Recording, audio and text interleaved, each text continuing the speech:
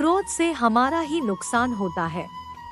पहले हम किसी बात को लेकर क्रोधित होते हैं, फिर वही क्रोध हमारी क्रोधाग्नि पर घी डालने का कार्य करता है। क्रोध आपके ज्ञान को संकीर्ण करने और तथ्यों को गलत तरीके से दिखाने का कार्य करता है। आपको बेवकूफ बनाता है और आपको अनावश्यक झगड़े के लिए उकसाता है। जब आपको कोई क्रोध दिला देता है तो आप उससे उसी समय हार जाते हैं। जो क्रोध करेगा उसी का ही नुकसान होगा।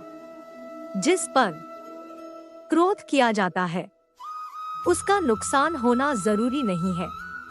क्रोध करने वाले व्यक्ति की शारीरिक और मानसिक ऊर्जा का अत्यधिक विनाश होता है। क्रोध सही तभी है जब स्वयं पर आ रहा हो। उस क्रोध से स्वयं को बदलने की भावना पैदा होती है, परंतु ऐसा क्रोध कम ही आता है। क्रोध के वशीभूत होकर जो गलती हो गई उसका भविष्य में नुकसान भी उठाना पड़ता है। क्रोध करने वाले लोग अस्थिर दिमाग और चिड़चिड़े स्वभाव के होते हैं। परिवार और समाज में ऐसे लोगों का कोई मान सम्मान नहीं होता।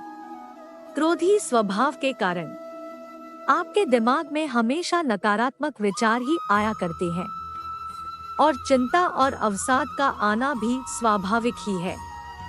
गुस्सा केवल मूर्खों के ब्रह्मांड में रहता है। क्रोध और असहिष्णुता सही समझ के दुश्मन है। यदि आप क्रोध के एक पल में धीरज रखते हैं तो आप 100 दिन दुहक से बच जाएंगे। गुस्सा आपको छोटा बनाता है, जबकि माफी आपको जो भी हो उससे परे बढ़ने के लिए मजबूर करती है। एक शांत आदमी के क्रोध से सावधान रहें। मैं आमतौर पर अपना गुस्सा नहीं खोता, लेकिन अगर मैं क्रोधित हो जाता हूँ तो यह सच है। हर बार जब आप गुस्सा हो जाते हैं तो आप अपनी शरीर को जहर देते हैं। क्रोध अहिंसा और गौरव का दुश्मन एक राक्षस है जो इसे निगलता है। झूठ पर गुस्सा हमेशा के लिए रहता है, सच्चाई पर गुस्सा नहीं रह सकता है। यदि आप हमेशा गुस्सा या शिकायत करते हैं तो लोगों के पास आपके लिए समय नहीं होगा। एक क्रोधित आदमी अपना मुंह खोलता है और अपनी आंखें बंद कर देता है। क्रोध में लोग हमेशा बुद्धिमान नहीं होते हैं। क्रोध पर यदि काबू ना किया जाए तो वह जिस चोट के कारण उत्पन्न हुआ उससे से कहीं ज्यादा हानि पहुंचा सकता है। क्रोध वह तेजाब है जो किसी भी चीज जिस पर वह डाला जाए से ज्यादा उस पात्र को अधिक हानि पहुंचा सकता है जिसमें वह रखा है। क्रोध से भरे दिल में प्यार के लिए कोई जगह नहीं है। गुस्सा आपको छोटा बनाता है, जबकि माफी आपको जो भी हो उससे परे बढ़ने के लिए मजबूर करती है। आपको अपने क्रोध के लिए दंडित नहीं किया जाएगा, आपको अपने क्रोध से दंडित किया जाएगा। क्रोध वह हवा है जो बुद्धि के दीप को बुझा देती है। क्रोध के कारण की तुलना में उसके परिणाम कितने गंभीर होते हैं। क्रोधी आदमी का कोई मित्र नहीं होता। सबसे तेज तलवार क्रोध में बोली जाने वाली एक शब्द है। जो कुछ भी गुस्से में शुरू होता है वह शर्म पर खत्म होता है। जहां क्रोध होता है वहां हमेशा दर्द होता है। क्रोधित रहना किसी को फेंकने के इरादे से गर्म कोयले को पकड़ने जैसा है। आप ही जलाए जाते हैं। कोई भी क्रोधित हो सकता है। यह आसान है, लेकिन सही व्यक्ति से सही सीमा में सही समय पर और सही उद्देश्य के साथ सही तरीके से क्रोधित होना सभी के बस की बात नहीं है और यह आसान नहीं है। हर मिनट आप गुस्सा रहते हैं। आप मन की शांति के 60 सेकंड खो देते हैं। अपने अनिवार्य कर्तव्य का पालन करें, क्योंकि क्रिया वास्तव में निष्क्रियता से बेहतर है। आत्मविनाश और नरक की 3 द्वारा है। वासना, क्रोध और लालच। जिसे अपने क्रोध पर अंकुश नहीं होता, उसे कोई और पराजित करे, उससे पहले नियति उसे पराजित कर देती है। कभी भी क्रोध में उत्तर मत दो। क्रोध आपके विवेक को खा जाता है और भविष्य दृष्टि को बाधित करता है। कोई आपको क्रोध दिलाने में सफल हो जाए तो मान लीजिए कि आप उसके हाथ की कठपुतली हैं। क्रोध से भ्रम पैदा होता है। भ्रम से बुद्धि व्यग्र होती है। जब बुद्धि व्यग्र होती है, तब तर्क नष्ट हो जाता है। जब तर्क नष्ट होता है, तब व्यक्ति का पतन होता है। काम, क्रोध, लोभ और मोह के चक्कर में रहोगे तो सदा कष्ट ही कष्ट पाओगे। माया को छोड़ मेरी शरण में आओगे, तभी सुख का अनुभव कर पाओगे।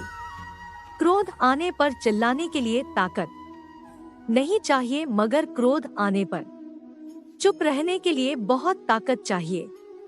अगर मनुष्य का मन शांत है, चित्त प्रसन्न है, हृदय हर्षित है, तो निश्चय ही यह अच्छे कर्मों का फल है। भगवान का हो या आंधी, जब दोनों शांत हो जाते हैं, तभी मालूम चलता है कितना नुकसान हुआ है। इंसान को कभी भी दूसरों के साथ वैसा नहीं करना चाहिए जो वह अपने साथ दूसरों के द्वारा करना पसंद नहीं करता। जो पुरुष वीर, सदाचारी और सबसे श्रेष्ठ होते हैं, जिन्होंने अपने दुश्मनों को पराजित किया है, वे न तो कठोर शब्दों से खुद पर गर्व करते हैं और न ही अपशब्दों में लिप्त होते हैं। कोई किसी का दोस्त नहीं है, कोई किसी के हित को नहीं देखता, बल्कि इंसान हित के उद्देश्यों से ही मित्र या शत्रु बनते हैं। सुख के बाद दुख आता है और दुख के बाद सुख। इंसान को न तो हमेशा दुख होता है और न ही हमेशा सुख का आनंद मिल पाता है। जो विजय की इच्छा रखते हैं, वे पराक्रम से उतना नहीं जीतते जितना कि सत्य, करुणा और सदाचार से। इसीलिए हमेशा बिना अहंकार के लड़ो, क्योंकि जहां धर्म है वहां जीत निश्चित है। किसी के लिए हत्या करने से बेहतर है कि वह भिक्षा पर जिए। इस दुनिया में जन्म से पैदा होने वाले रिश्ते से गुणवानों का रिश्ता ज्यादा जरूरी है। इंसान का शरीर रथ के समान है, उसकी आत्मा उसका चालक है और उसकी इंद्रियां घोड़े हैं। अच्छी तरह से प्रशिक्षित होने पर, उन बेहतरीन घोड़ों द्वारा खींचे जाने पर, जो बुद्धिमान और धैर्यवान होता है, वह शांति से अपने जीवन की यात्रा करता है। पुरुष उन चीजों में अच्छा निर्णय खो देते हैं जो उनकी रुचि से संबंधित होती है। युद्ध में बहुत सी बुराइयां होती हैं। पहला और सबसे महत्वपूर्ण वध है। जीत हमेशा अनिश्चित होती है। यह संयोग पर निर्भर करता है और जीत हासिल करने वालों को भी हार झेलनी पड़ सकती है।